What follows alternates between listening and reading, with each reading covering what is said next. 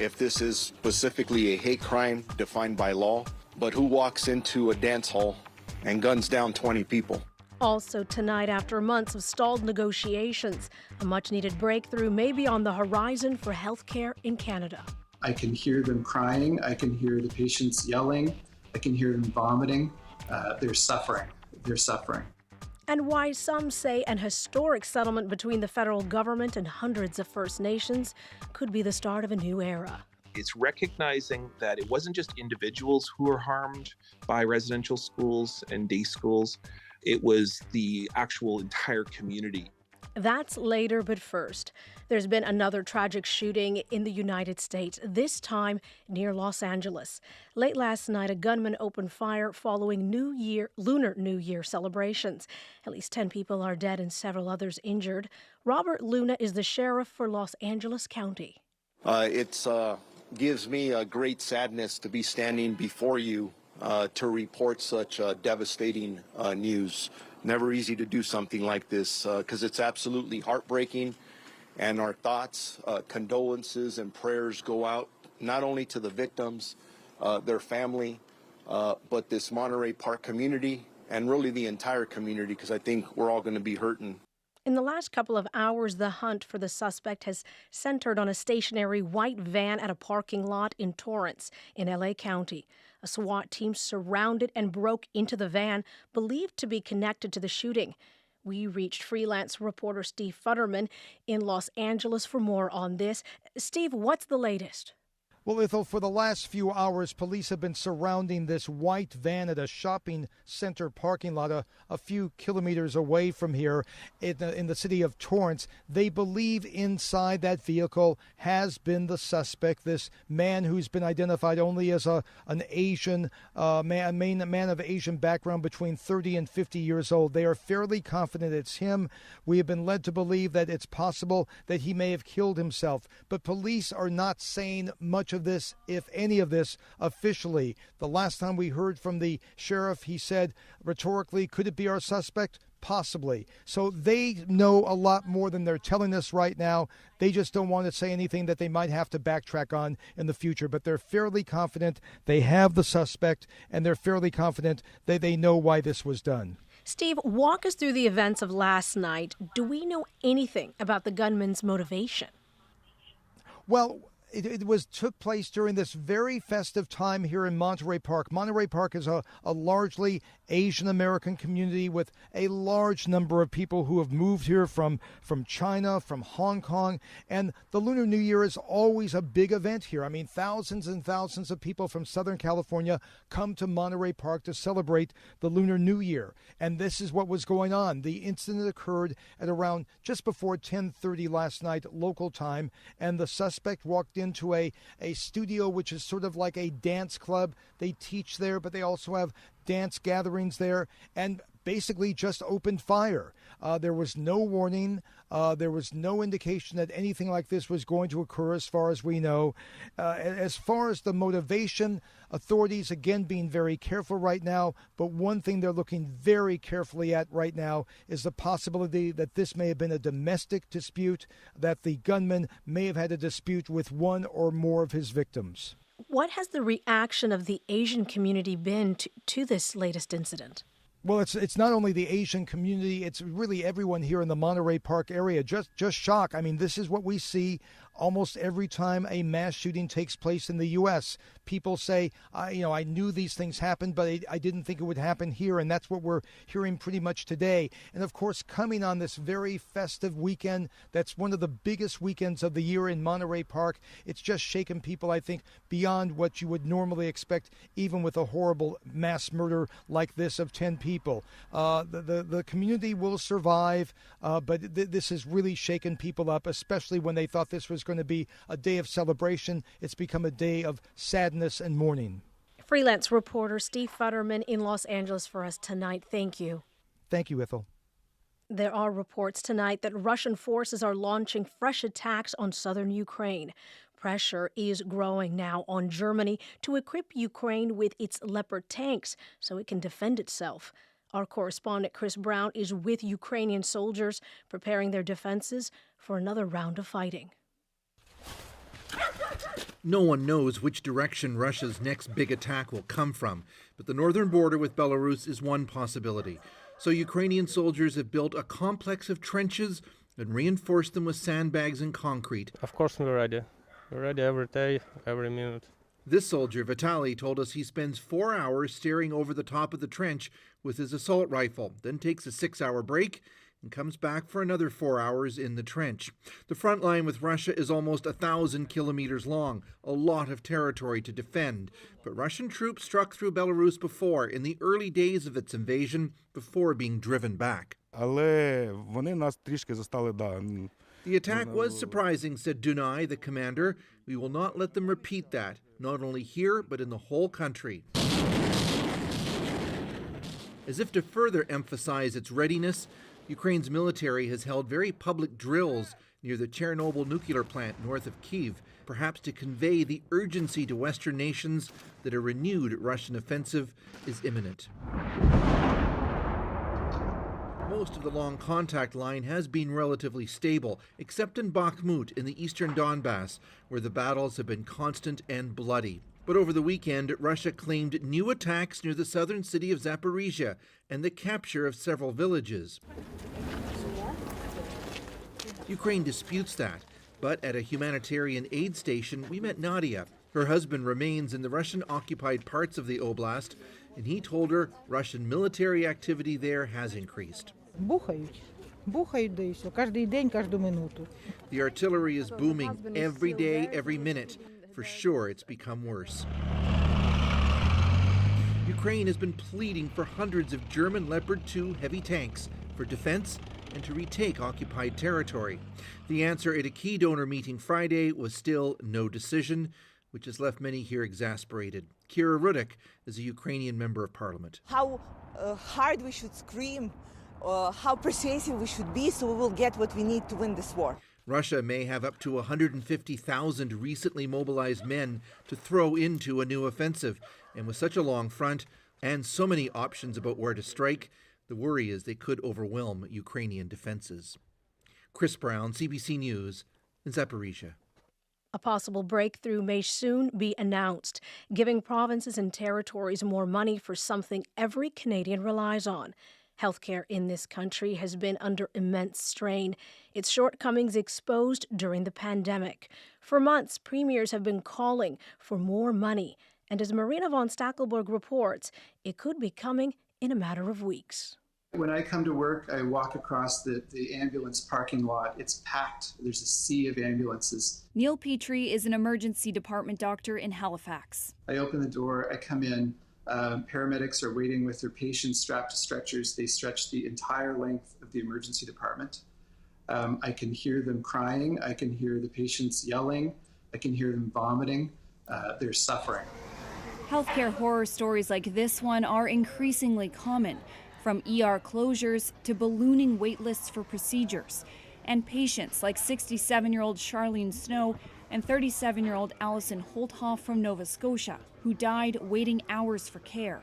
The provinces and territories have been demanding the federal government significantly increase the amount of money it gives them for their healthcare systems, from $42 billion to $70 billion a year. And I am optimistic that we will strike a deal in February. New Brunswick's Premier Blaine Higgs, in an interview on CBC's Rosemary Barton Live, says talks between Ottawa and the premiers have ramped up in the last several weeks.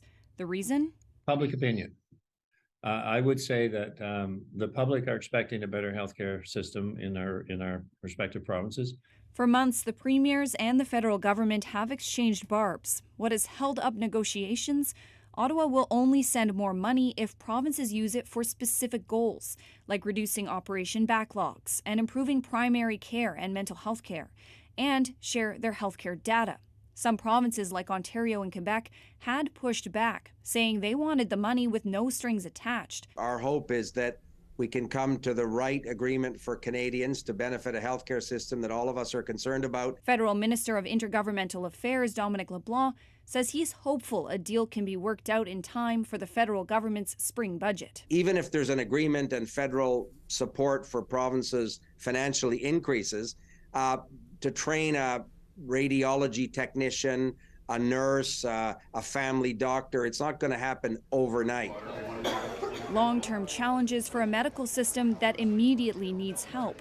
Dr. Petrie says he's never seen his Halifax emergency department so understaffed. It's demoralizing, it's frustrating, and the worst part is that people are suffering. Marina von Stackelberg, CBC News, Ottawa.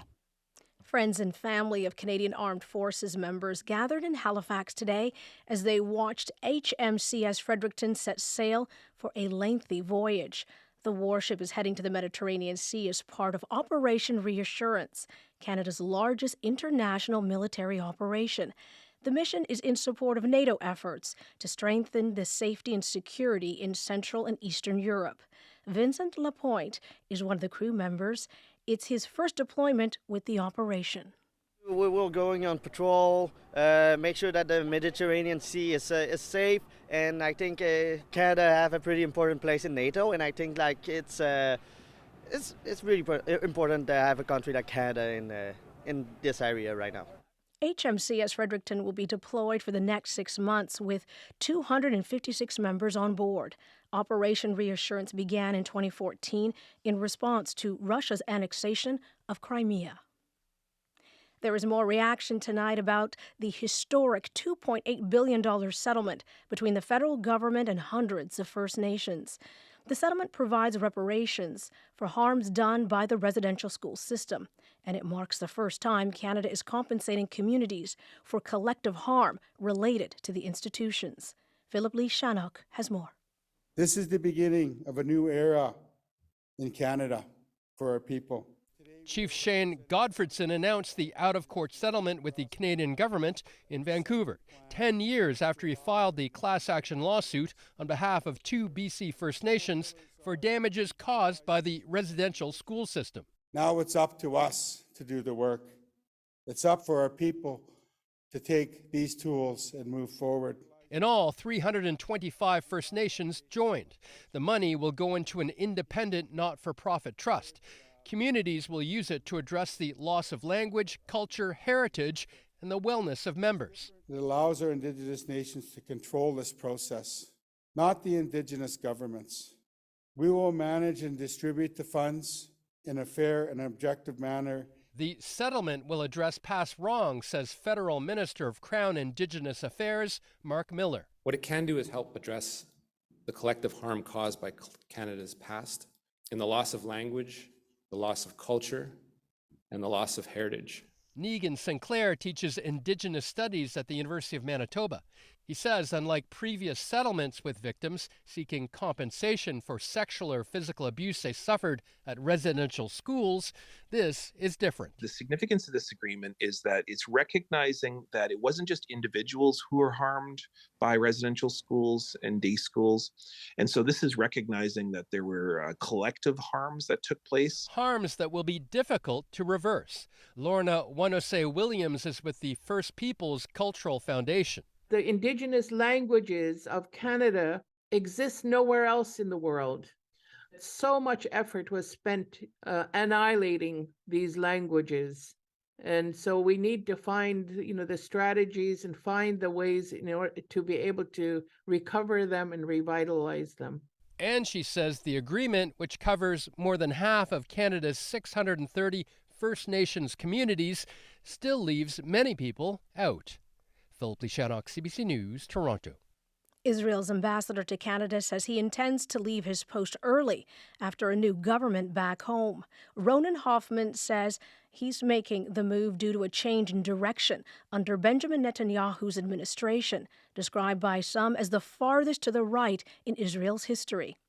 And as Sarah Levitt reports, controversial new policies have brought protesters onto the country's streets. Flooding the streets of Tel Aviv, Israeli demonstrators say they're worried about the future of their justice system and their rights. We fought in this country, in the army for 30 years for our freedom, and we won't let this government to take our freedom. I'm protesting because the democracy in Israel is at stake. Back in power, Prime Minister Benjamin Netanyahu is proposing sweeping judicial reform. His government wants to reduce the power of the Supreme Court and hand more over to the legislature, something many are now opposing. Dalia Shendlin is a political analyst in Tel Aviv and a fellow with think tank The Century Foundation. Israelis are very worried that the only real protections they have for human rights, for civil rights, for minority rights, for the kinds of rights that have been progressing over the years, to some extent, actually to a large extent, I would say, based on judicial review and court decisions, they won't have that anymore. This morning, Netanyahu met with his cabinet. An empty seat next to him marks the latest in a tumultuous time for the Israeli prime minister. It belonged to senior cabinet member Aryeh Deri. The head of the ultra-Orthodox party was on probation for tax offenses, and the Supreme Court ruled he can't serve. The repercussions of the latest news out of Israel are also being felt here.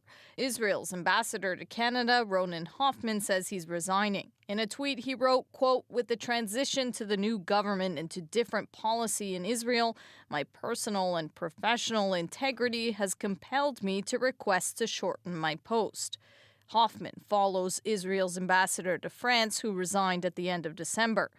Mira Sukharov is an associate professor of political science at Carleton University. For a diplomat to step down is particularly surprising, shocking, is cause for alarm. It is a striking acknowledgement on the part of the Israeli Foreign Service elite that something is amiss. Opponents of the hard-right government believe Netanyahu's plans put Israeli democracy at risk, and they'll continue to protest on the streets in the hopes the reform won't go through. Sarah Levitt, CBC News, Montreal. With tensions growing on the Korean peninsula over nuclear weapons, South Korea's spy agency is accusing certain national groups of links to North Korea. It's bringing back an old controversial national security law to justify raids. Its latest target is the umbrella group representing the country's labor unions. Michelle Song reports. At the Seoul headquarters of the Korean Confederation of Trade Unions, or the KCTU, a scuffle breaks out between union officials and officers from the National Spy Agency. The National Intelligence Service raided their offices Wednesday morning. Hundreds of police officers were present. Ladders and even an air mattress for people to fall onto was set up. All this because of allegations of ties to North Korea. The union says that the spy agency created a spectacle for show. It also raided several other locations across the country, including the Korean Health and Medical Workers Union. Why the National Security Act now, says one union employee.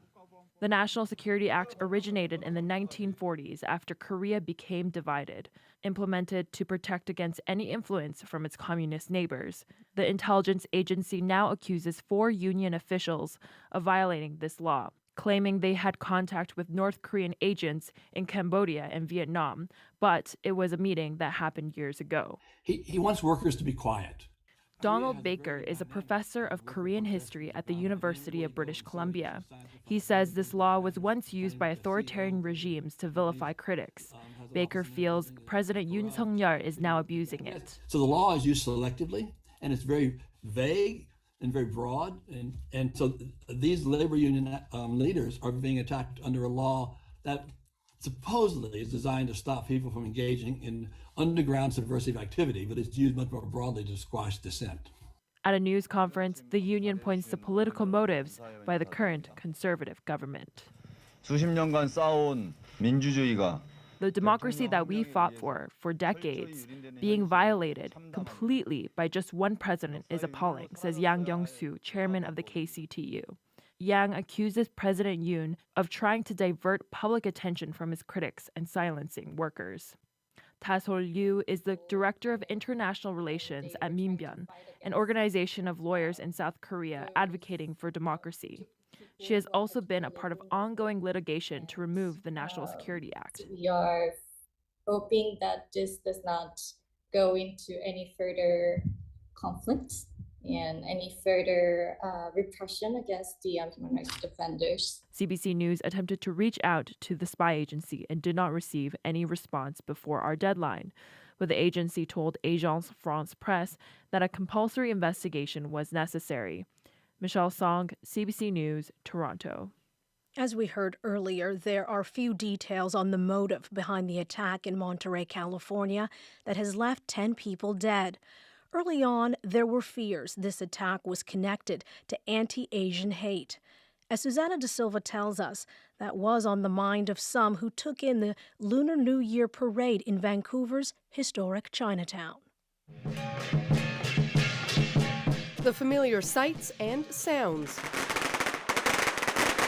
of Lunar New Year were back for the first time since COVID, and the thousands who came down to see them were grateful for it. Go ahead for joy and a Happy New Year. Very long time for see so many people for the Chinese New Year. That's very exciting.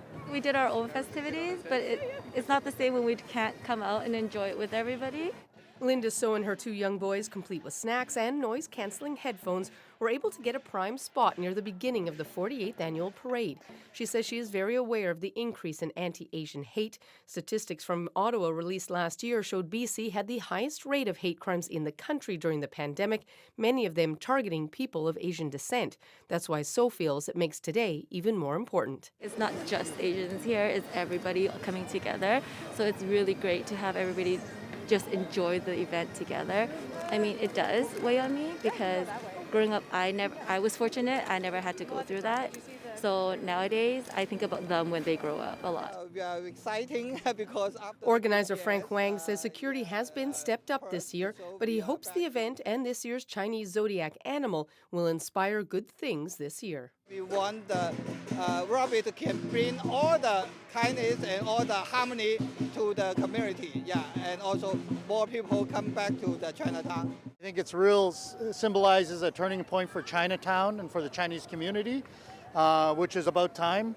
Vancouver Police Deputy Chief Constable Howard Chow says they bumped up the police presence coming into this year and increased it further after the news out of California. Even though there's no nexus to the Chinese community up here in Vancouver, is that you've got people in Chinatown and in the Chinese community that are obviously concerned and worried, and so they should be. There's lots of planning that gets involved with this. You'll see police everywhere, and they're there simply to reassure the community. And thousands did come out, including Prime Minister Justin Trudeau, NDP leader Jagmeet Singh, and Conservative leader Pierre Poilievre, who were part of a line of dignitaries to kick things off, followed by community groups handing out treats to the happy crowds. And the message of the rabbit seemed to be spreading, according to one little boy. It kind of looks like everybody likes every kind of one. Happy New Year's! A spirit of kindness those here hope will last all year. Susanna De Silva, CBC News, Vancouver. It's been nearly a year since the truck convoy brought downtown Ottawa to a standstill. Concrete barriers were installed on Wellington Street in front of Parliament Hill, closing the street to vehicles. The City of Ottawa wants them gone and the road returned to commuters. But the federal government says it has its own plan. David Thurton now on a battle playing out once again in the nation's capital.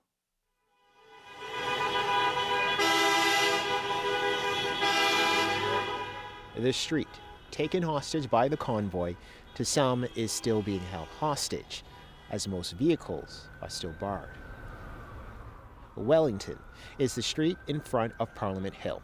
It's where you walk or drive to get that photo of the Peace Tower. Similar to Pennsylvania Avenue in front of the White House, it's a tourist magnet. But instead of a showcase welcome befitting of a G7 capital, cold, concrete barriers greet visitors. Not a good look, according to Mark Sutcliffe, Ottawa's new mayor. I would lean towards reopening the street and allowing vehicles on the street while we make up our minds about the future of Wellington. Some commuters agree, some don't. Yeah, every day I try to get to work and it probably adds another 5 minutes to my commute. I just work here downtown, so it definitely doesn't make my life any easier, I'll tell you that. It's really nice in the summer to be able to ride your bike on that street without the danger of cars and buses. But local MP Greg Fergus is making it known. He wants the street to remain closed, turned into an urban public space, hosting events where locals and tourists can gather, and to become part of Parliament Hill under federal control. This is probably the most complex bit of real estate in the country. We can make things a little bit easier when there is one body that's responsible for making the final call on the entire jurisdiction.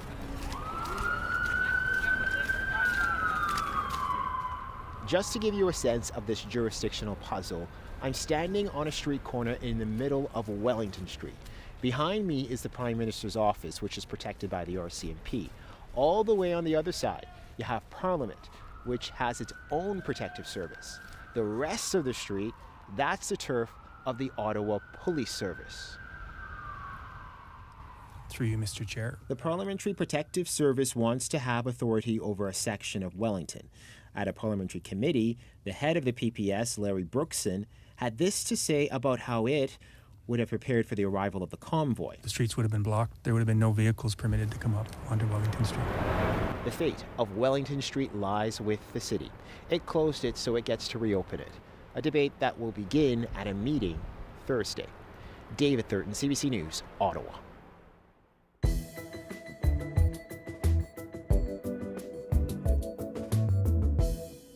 Students at a Thunder Bay High School are dressing with a little more pizzazz these days. It's all thanks to a new weekly clothing program that's causing a fashion-feeding frenzy. It's called The Shop, and it's where students go to find a great fit at a low price. Matt Frat-Petro reports.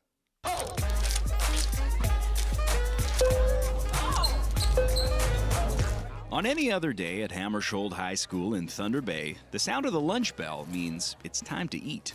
But on Thursdays, it means that for the next 30 minutes, the shop is open. I found our bottom t-shirt, guys.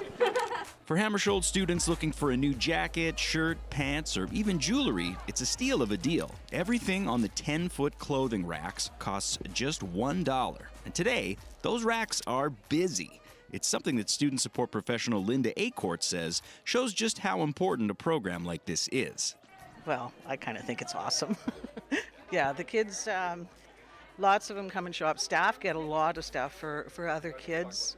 The other part, too, is that if anybody needs anything, somebody doesn't, needs a clean shirt, clean pair of pants, whatever, it's free. Acorte, along with a number of other staff and student volunteers, helped spearhead the shop project, now in its second year at Hammersholt. And many of the kids, like grade 11 student Marianne Martin, are repeat customers. Yeah, I'm looking at what they have right now. I check every week, and then sometimes I find the one good thing that you can't find anywhere else. I think I found one over here. Okay. All the clothing and jewelry sold at the shop is donated, and often students will buy 2 items and donate 5. Acorte says it gives the kids a sense of community, and if you stop by at the right time, you might even find some high-end pieces. Some of the stuff, we've had $130 brand new leggings from Lululemon with a tag on them put into here. Donated, yeah, it's wonderful. The money collected from sales goes towards a scholarship for a student who has gone through any of the special education programming at the high school. An approach Linda Acorte says she'd like to see other schools adopting as well. I would love every high school to do it. And the high school, I say, because then the money can be collected and put in towards a scholarship or a bursary. As the halls fill up with eager shoppers, Acorte fires up her boombox to set the mood. Today, it's the Disney Hits playlist, one she knows the students love to sing along to. This is my jam. And how can you not dance along with? This is my jam. Just can't wait to be king. As they say, another day, another dollar. Matt Frat-Petro, CBC News, Thunder Bay.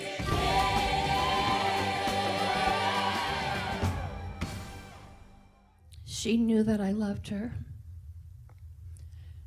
I fear I'll never touch her, but the old soul is always with me. Priscilla Presley speaking at her daughter Lisa Marie Presley's memorial today. The only child of rock and roll legend Elvis Presley died on January 12th at the age of 54 after going into cardiac arrest. Mourners at her memorial included actor Austin Butler, who won a Golden Globe Award for his portrayal of her father in the biopic Elvis.